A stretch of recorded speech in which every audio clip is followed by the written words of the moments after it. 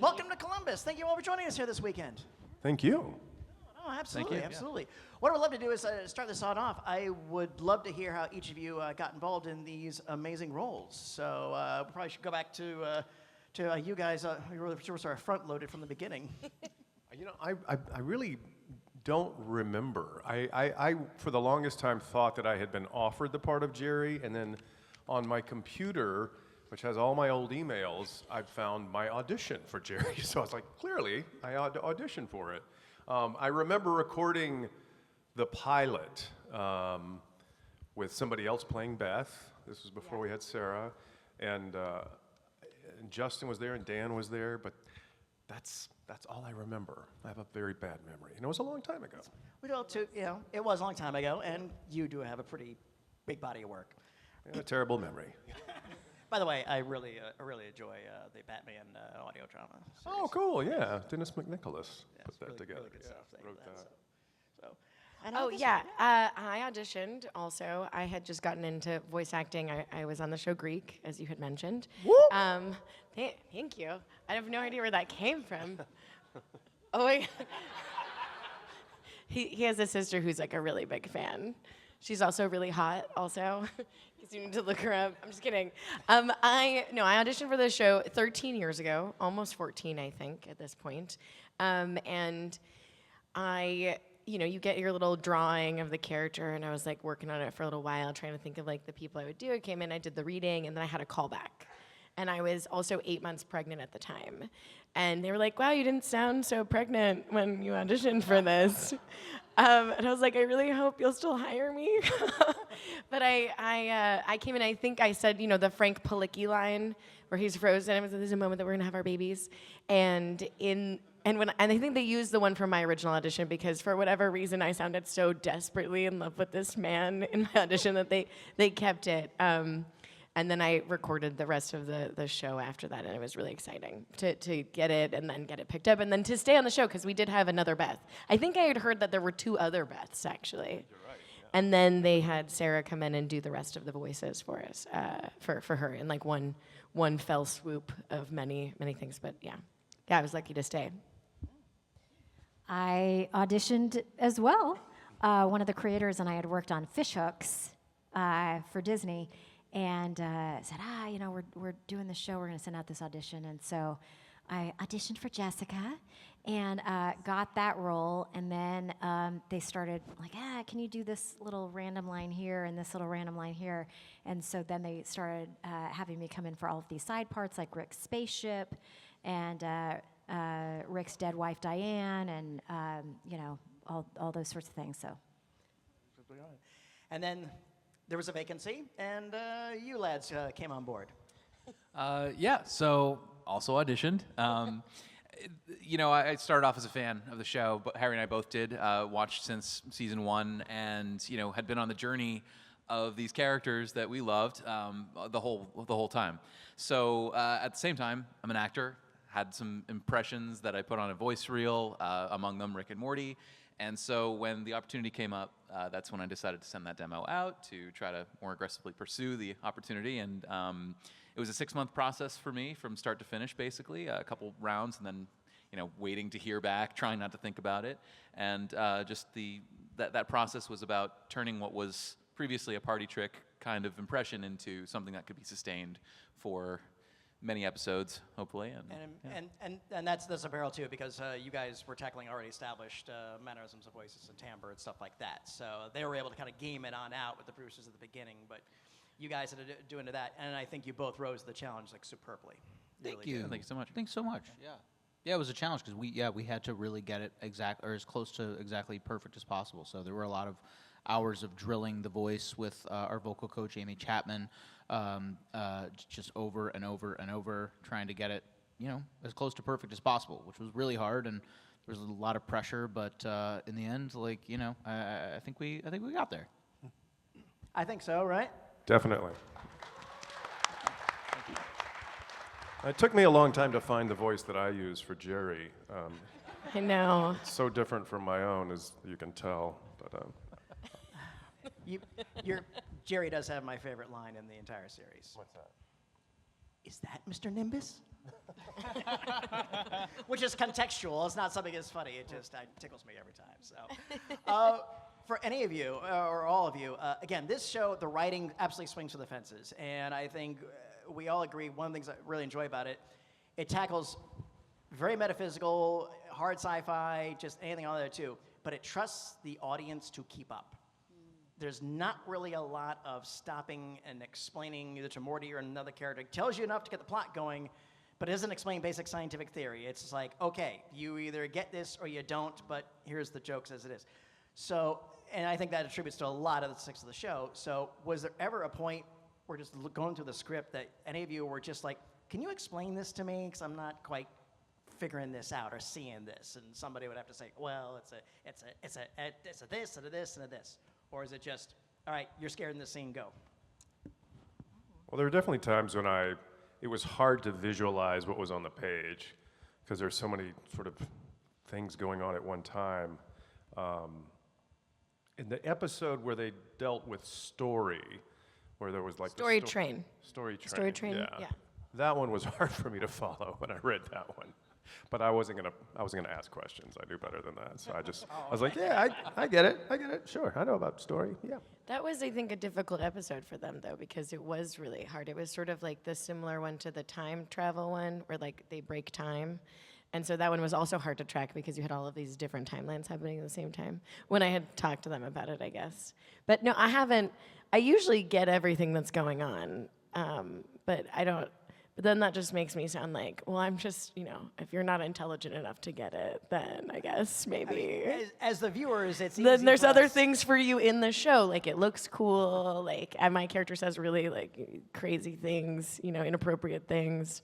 I think it's great because the show does make. There was a guy who came up today who was a physicist, and he was like, a lot of the science checks out, actually. Some of it's a little far-fetched, right? It's like in that crazy realm of science, but a lot of it does. So if you're into that kind of stuff, dimensions and string theory and whatnot, and Haydn mathematics and all those existing realities happening at once, then it's great because it fulfills that itch. And also, I think to the writers, there are two sort of schools of thought, I think, when you're writing a show is you either write to the lowest level of the population or you try to write to the highest level of intellect. And I think we sort of do a good balance of both in the show, which I appreciate. There's one hand in each pocket. Yeah, because they do a lot of stupid things too, which just elevates the rest of it in a weird way. It kind of shows that side of it. I think that's why I also like being on the show and watching it too. It challenges me. Same, girl, same. There you go. Anything else? No, it's all good. How about this then? Just what's been the best thing to come out of being a part of this gig? The fans, Yeah. I think, and that it's like, God, Yeah. I mean, you guys. This is true. It's so cool to be on something that like people love. You work a lot as an actor. I'm gonna start getting so silly. I get so emotional. Okay. You work a lot as an actor, and you work to entertain, right? You want to be a part of something that seems relevant or that's going to be in the world, and you work on a show, and you hope you touch people, not touch them physically, obviously emotionally. I'm not being, and that they love the show so much that they keep watching it for many, many years, and that you get to do what you do for many years. I mean, it's just I'm very grateful. So it's because of you guys. So thanks. The fans are great, but I do it for the money. So. Yeah. Money's good. It is really nice to be part of something that is so universal, and this just reminded me of I did some convention, I can't remember where it was, someplace in the U.S., and I got locked out of my hotel room, and you have to have an ID for them to let you back into your room, and my ID was locked in the hotel room.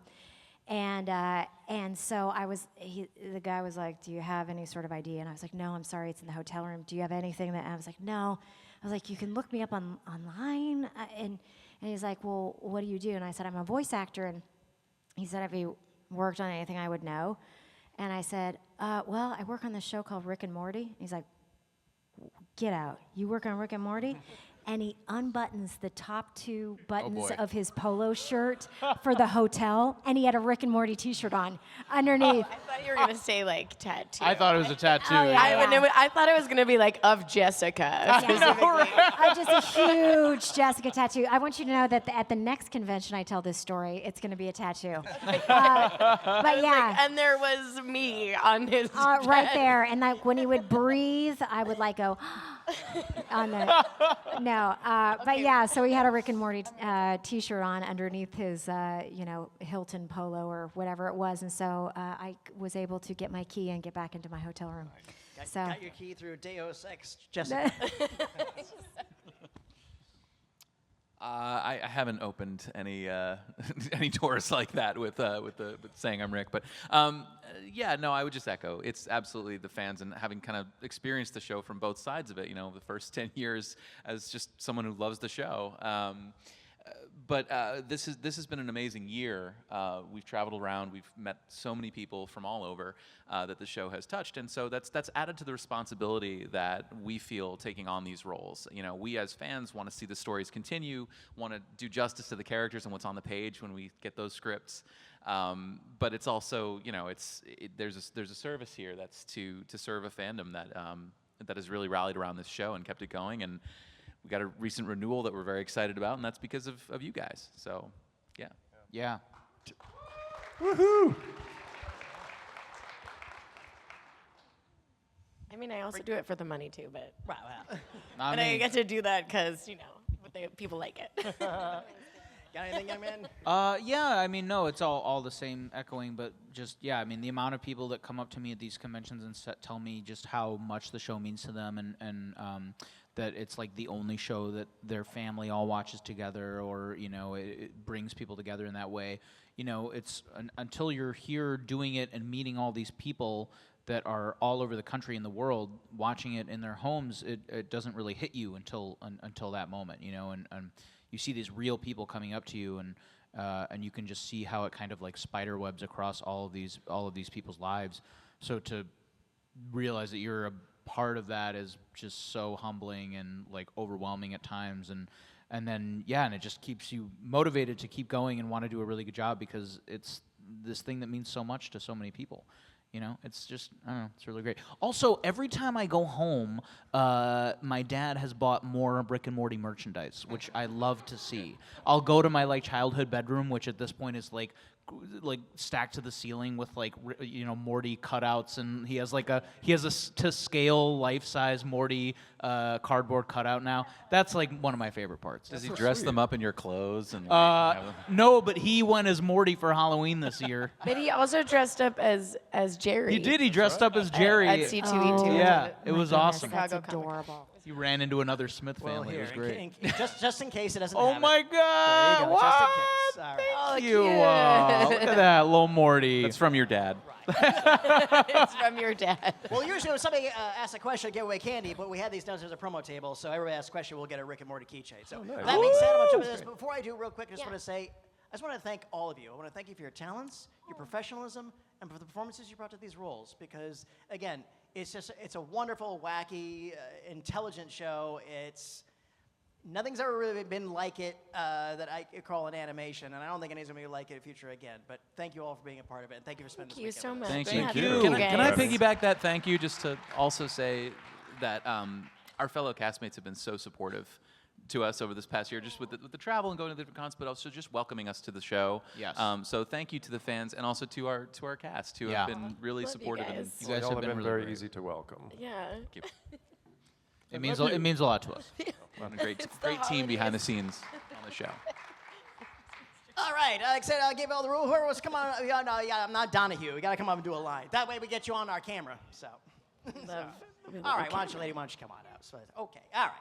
What's your name? My name's Chloe. What you got for us, Chloe?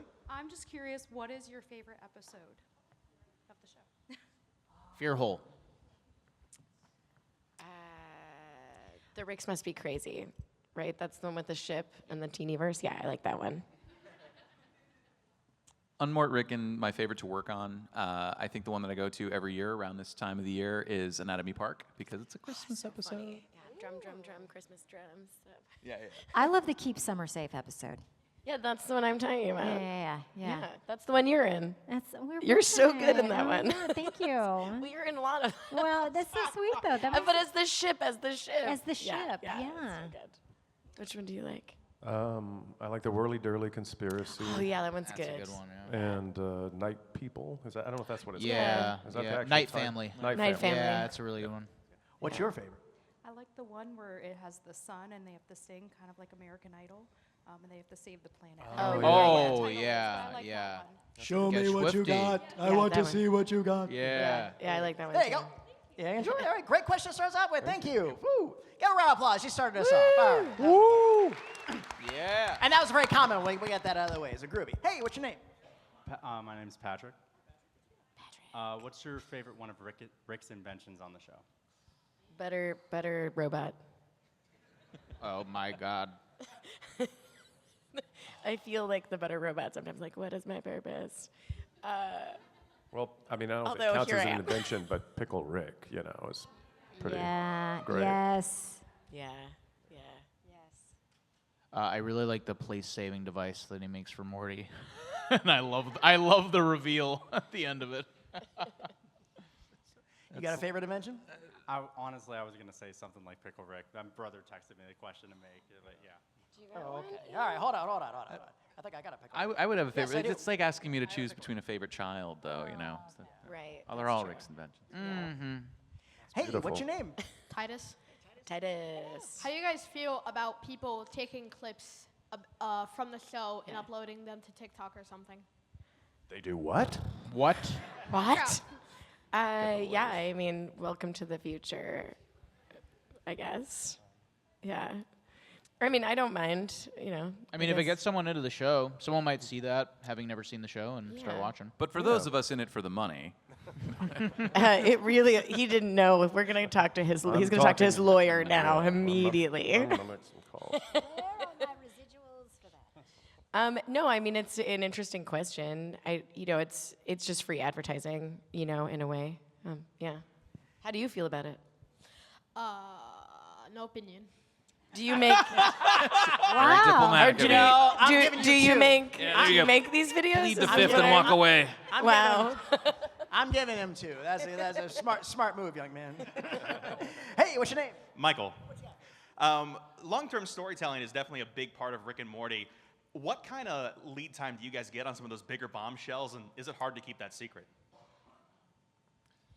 I feel like sometimes I just show up in a session and I'm like, what? Like most of the time it's just kind of like a when you show up for the recording session. So Yeah, it goes by. I mean, they've written to season 9 already. I think they're starting 10, so they know where it's going. We don't know till we get the script and record them. So I know what happens in season 8. I haven't started recording season 9 yet. But yeah, we know like when we're doing it. But it's a lot of seasons. You guys probably watch the shows more than we do because when you work on something, it's weird to be like, hey, did you see the episode? Do you want to watch the episode again, guys? Do you want to come over and watch Rick and Morty with me? Watch me do Rick and Morty. Is that a weird thing to do? Yes, Harry has viewing we've parties. talked about this, Harry. Stop making everyone watch it.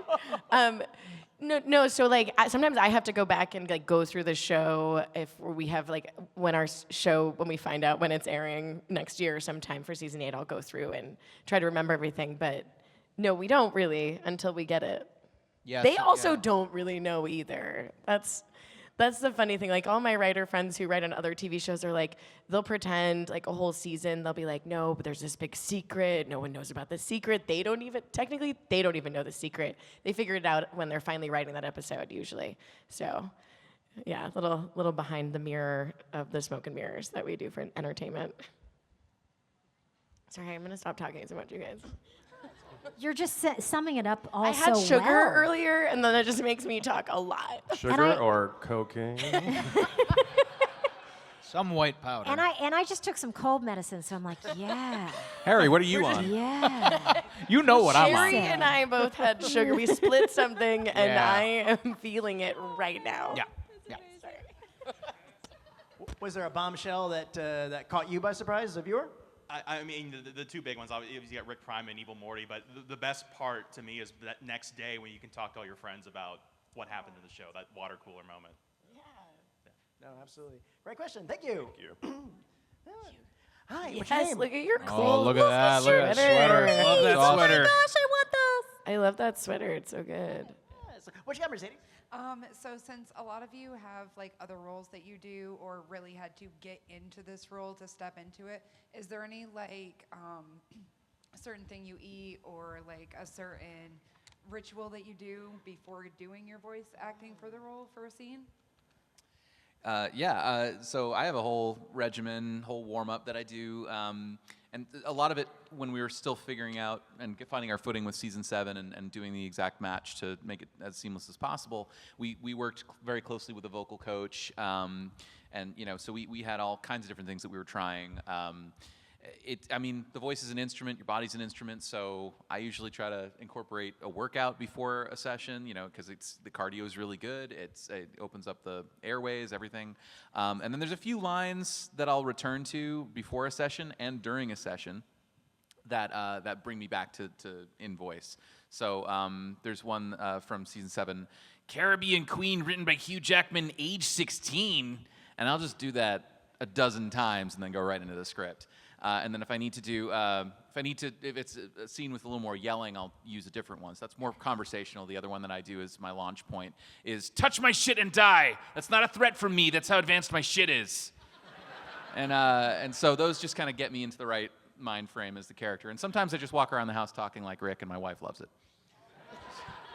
Burping, all kinds of,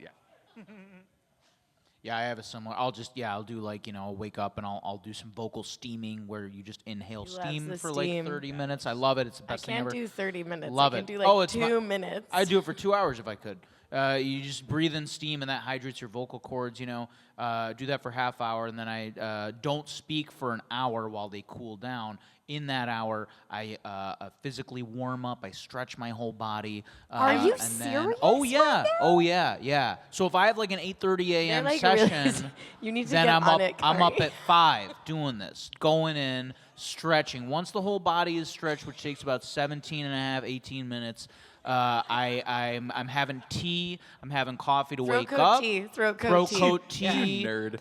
then Once there's- that's good, I get I'm getting dressed. Once the hour is up, then I start my vocal warm up. Right. That takes anywhere from 10 to 15, depending on what needs tightening up. My vocal Lot of, warm-up is a half an hour. Half an hour. You're doing too much. No, I'm just No, kidding. it's- No.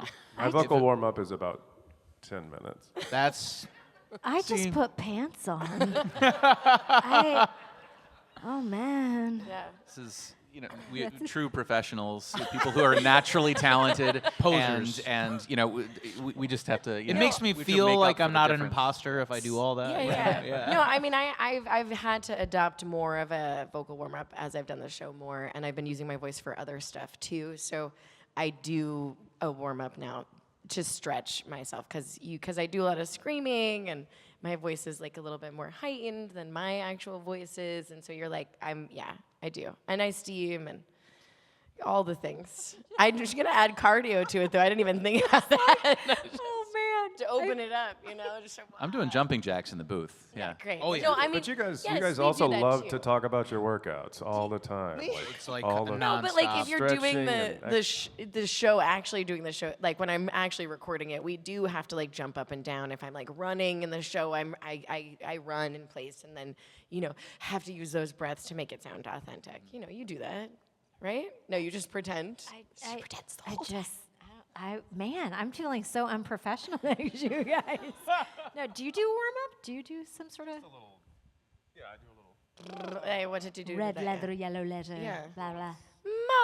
the fisherman something. Sailor's horn. Thing, yeah. Little Shakespeare monologue. Wow. Everybody's got their own method. Absolutely. Great Good question. though. good Thank you. question. Hi, what's your name? Hi, I'm Julie. So as you guys have spent the last few years embodying your characters and sort of living in their headspace, have you ever pushed back on a writing decision for your character or engaged in any dialogue with the writers about what your character would do? No. I They're don't think so so. good. Like the writers are so. They I are. mean, the last season, I'll be like, I don't have to drop an F-bomb every single line. And they'll be like, oh, we didn't realize until you came in that you have said the F word in every line of this episode. Maybe we could just switch it up, with like shit or something, just anything. That's literally the conversation I've had. That's the only pushback I've ever given them, really. You? No one? Just I push back hard all the time. Most of the dialogue I say in the show is mine. I make it up on the spot. No, that's not true.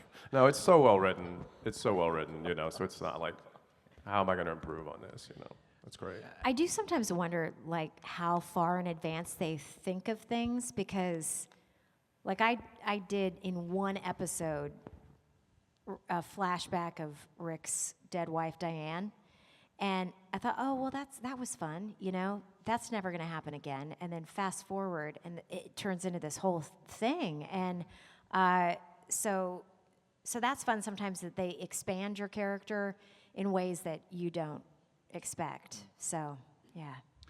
Harry and I aren't allowed to push back until our third season. Can you imagine? It's in our contracts. No.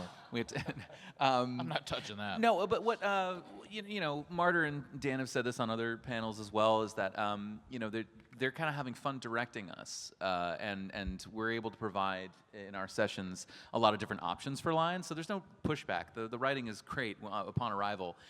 We do sometimes get rewrites and have to go back and pick it up, but. We're able to play and kind of offer our own takes on the role as well.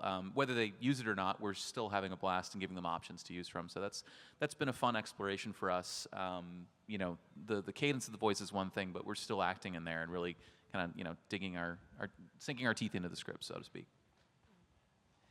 The rule of thumb I was always told was don't push back or ask questions until they've added you to the producer list. Yeah. Great question, though. Thank you. Hi, what's your name? Kenny. Hi, I would like to know everyone's favorite line or a line you saw in the script where you're like, okay, this was going to be talked about. Fuck off, I'm a time god. That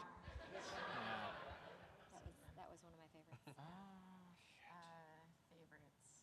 favorites. I am the Jesus Christ of Christmas. I like that was pretty good. That's a really good one.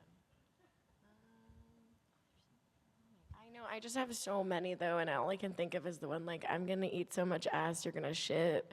That's the only one that's come to my mind, because it's just so... That's all you need. And everyone's, like, very well-mannered here. Like, every city I go to, there's, like, a different kind of... People are like, I don't know if I can have you write that on my photo that you're signing. And I'm like, are you sure? And I'm like, well, let me tone it down. I'm like, bitch, that one's okay? Bitch, my generation gets traumatized for breakfast. But yeah, that one's just in my mind right now. Well, it also like relates to the pushback of anything, and be like, yeah, this episode, you guys like. I'm like, who wrote this? Anyway, I didn't quite follow that. in the episode, I go like, I'm gonna eat so much ass. You're gonna, yeah. And I was like, wow. How long have you had this in the can, waiting for me to do this? They were like, we can't wait to make Spencer do this. I was happy to see in my first episode that we got to bring back "Let's Get Riggedy Riggedy Wrecked," because that was a favorite of mine from earlier seasons, and so to be able to then revoice it as a callback was really fun. One thing that I've been surprised by is the "You lived in my house" line seems to have been received well in our Mortwicken. So that was one that we really pushed harder and harder, got more and more intense, and really worked on in the session. So I'm glad to see that it resonated. I just had it and then I forgot it. I thought maybe the Quado Morty might become like a meme or something when I was recording because it's just open your mind over and over again, and we did that like for every line in the script. Like I recorded it separately, and we really kind of took our time with it. So I was like, I could see that being like a meme that people just kind of like spam over and over again. Open your mind. So. I think there should be a Quado Funko Pop. There honestly, should Quado be. Morty, yeah. That should be in the next so one. Yeah. I think we got to get that. Yeah. Fun question. Thank you. Hi, what's your name? Hi, I'm Reese. With your personal opinion, do you think evil Morty is a victim or a real villain? Ooh, gosh. Technically a victim. Villain, I think that most villains start off as victims, right? Hurt people. So they say. Yeah, I think that, if you look at any relationship most relationships with most Ricks and most Mortys, it does at least start off, kind of a little abusive, I think, in ways. Yeah, and because at you're a pain times- in my ass. Shut up, Rick! I think, I think he was a victim, and then he kind of decided one day no more, and in that one way... of him decided. Yeah, this specific instance of Morty, whatever his designation is, we don't know, just said enough is enough, and did he take it too far? I don't know. That's up to you, right? So, yeah, I guess he's both. It's a good question. Some might call him a hero. Yes. I wouldn't. I wouldn't call him a hero. Ask other Mortys. This is a debate for another day. All right. Hi, what's your name? Konnichiwa, I'm Willow. Hi, Willow. Which one of the Jerrys in what I like to call the Jerryverse you'd like to call your favorite? Which one of the Jerrys is your favorite?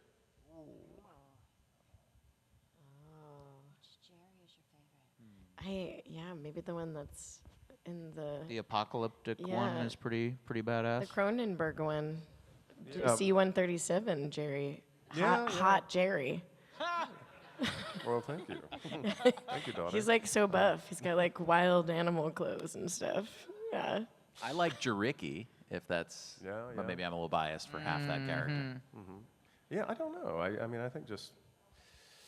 I guess it's a boring answer, but just regular Jerry, I guess, normal old Jerry. That's a Jerry the Jerriest answer. thing you could The say. Jerryest Regular old Jerry answer answer. We have Jerry at home. Why am I so mediocre? Regular Jerry's my favorite too. Okay, great. Thanks, Willow. My heart goes out to the Jerrys left behind at the Jerry daycare. Yeah, they're Ricks and Morty. They never came back, so they're just here. Hey, what's your name? Junior. Hey, Junior. You guys have signed a lot of stuff. I was wondering, is there anything you haven't signed yet that you wish you would? Something that makes you go like, I signed that. Solid bar I'd of sign gold. that. Can you tell them, though, that the last con that we went to, can you tell them what you signed? You'll have to be more specific. We've signed a lot of things. It was the amputated leg. Oh, my goodness, Yeah, we yes. signed. So it wasn't an amputated Oh, I'm leg. sorry. It Well, wasn't. It was yeah. a It was a prosthetic. It was It was the a prosthetic. It was a leg. prosthetic There was leg. blood everywhere. It was a It's prosthetic. not legal to carry took around the blood, cadaverous they took the items. blood and Okay, signed. Actually is legal The in guy Portland. cut it off right in I'm sorry. Yeah, I prosthetic leg. Amputated leg. But added to the list. If somebody brought in a body part, like in a can of something, that would be crazy. That would be amazing. Like in a jar of like Yeah, like embalmed, a pickled a human pickled body. finger. I lost this No, in I- a lawnmower accident. Can We you did just- sign, so we did sign a prosthetic leg. They signed Yes. yes. It was offered, and then I said, only if I can write, I'm a leg Morty. Right. I'm leg Rick. He did. And I don't know what else I would want to sign though. Have you Like signed, like, human body parts? I haven't. Oh yeah. No. Yeah. No. Well, you did. Yeah, we signed some of No the one's songs. asked me to sign a body part. Okay, I haven't. No one's getting a tattoo of my signature. Okay, not to did our brag, but that first. totally happened. I know that it happens to everyone at least once. We're getting you to sign a You're tattoo. come on. You guys know there are tattoo artists here. Are you going to come back tomorrow with whatever the weirdest thing we said is? That's right. Okay, all right, fair enough. That's a good one. That's an though. interesting one. Thank you. I like that question. Amputated leg. That's just what we need You to were take. like an amputated Hey, what's your name? No, that's the Camden. wrong answer. What you got, That Camden? was the wrong ansser. So, do you have a story you need to tell us about an amputated leg? What happened? Sold for a Just conference. Is there a body might- in your Yeah. cellar? No, of course not. What you got, Camden? So one of the things that makes Rick and Morty so great is just the randomness. You don't know what's going to come out of their mouth. So my question for you is, how many of those moments were in the booth? The moment I didn't know what was going to come out of my mouth? Or Anything that they may have improv'd? Something you might have improv'd in the booth that made it on the show. How about no. You know, I wish I could do some kind of like cool improv episode, like the, interdimensional cable, but no, most of my stuff is all written down already. Except there was a couple of times where we didn't get the scripts. They like weren't finished writing them until I walked in. They were like, so sorry, we couldn't get this to you. And so as I was going through it, that's when I read what was going on. That's only happened maybe twice though.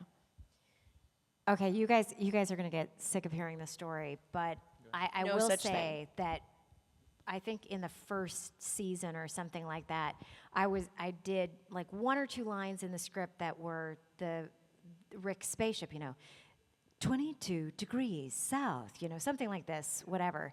And I started riffing in the studio. I said, turn left. Did I stutter, you asshole? And they started laughing, and they're like, wouldn't it be funny if we wrote a script where the ship started like talking back and stuff like that? So that's why they wrote the Keep Summer Safe Nice. episode, Which is because great. we were riffing in the studio. So none of those lines made it to an episode, but because of what was happening behind the scenes, they wrote that. So That's so cool. Yeah, it's so cool. No, for me, the answer is no improvisation.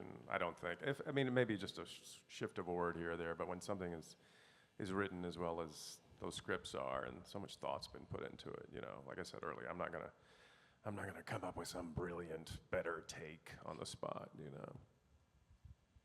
All right, fun question. Thank you. Burps are unplanned.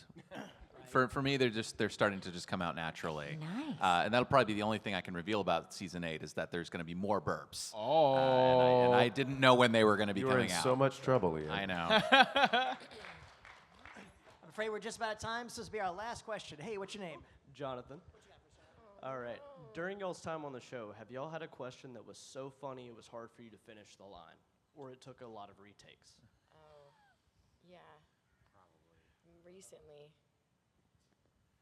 I can't remember though, but of course, there's been a couple times where I'm laughing so hard at what we're saying, but I can't remember specifically. For me, it's Choo Choo Plane. There's a moment in the spaghetti episode where where I'm explaining what the spaghetti is to Morty, and I dip my finger in some of it, and I just go Choo Choo Plane, and it's really funny, and I do that while we're at dinner now, and it's not well received. No, but yeah, that's Choo Choo Plane is just always going to be funny to me. No is the answer for me. No, sorry. I like the show. I think it's funny, but no. No, he just goes in there, does his job, leaves. Well, No I'm just dead improv, no inside, joy. so it's hard to. He's just hardworking. He already admitted he's in it for the money. Yeah, exactly. Just take his come in there, get your paycheck, leave. Yeah. No, we had done Comic-Cons like San Diego and New York a few times earlier on. And so those were great because you could watch the show in a big hall full of people and get a sense of how they responded to it. So that was nice. But it's really, like I think Spencer and the other folks were saying, it's since I've started coming to these like fan conventions and having the personal interactions that it's really made me appreciate how much people love the show, and love the stuff. So it's been, even though I do it for the money, it's He been also great. does it going for to the these- fans. Yeah, it's been great going to the conventions. It's been really fun. Yeah. What's everybody got in their dockets? Any upcoming projects you may be allowed to share? Our Little Secret is on Netflix. A Lindsay Lohan Christmas movie. I have like one scene in it, but I've heard it's good. I haven't seen it, but I've heard it's good. My parents watched it. My mom fell asleep, but she falls asleep for everything. She falls asleep for everything. She goes to bed at 7 p.m. and it was 9 o'clock. So, but they did watch too it. late for her to be watching. the Yeah. Christmas His dad movie. started buying all the merch for the movie, though, and filling his room with it. It'll be in your childhood home. He's got the scrubs that you wore in that. Did you could get me Parnell's autograph on this? I'm just trying to remember if I'm still under NDA or not. She I know, has in the old something days, coming up everybody she could just can't say tell you whatever. Now about. everybody's got an NDA checklist. They got I started a band, so I'll have songs coming out next year, and the band is called Bell and Chain. Thanks, it's fun. And then what style? it's sort of, I call it goth country, kind of. It's a little, it's got interesting lyrics. I don't know, it's more like, it's like Dylan-esque. No. But better songwriting. But better songwriting. Clearly. No. And then I might be doing this little indie project, but I don't know yet. I'm working on that. I don't know. And then more Rick and Morty's coming out. I'm sure there's something else I've worked on. I just don't remember anymore what we do. What about you guys? I mean, we've been hard at work on season 8. Very excited for that. Other things are NDA don't say. So, yeah. Oh, and I have a short film, too, that I did called Confetti that I directed and produced and wrote. And so we have another festival at the Central Florida Film Festival in January that I also have it premiering at. Again, not premiering, but it's like the third festival. That's awesome. Yeah. Columbus GalaxyCon 2024. This was the cast of Rick and Morty, and that was our time. But before we go, we invite everybody to come towards the stage, not on the stage, towards the stage. We want to take a picture of this amazing cast and all of you, which will be available for sale right outside in our merch table and available for download at our Flickr account, which you can find at superfestivals.com. Sign up for our email newsletter to get all that neat stuff. And they'll be back at their table in a little bit.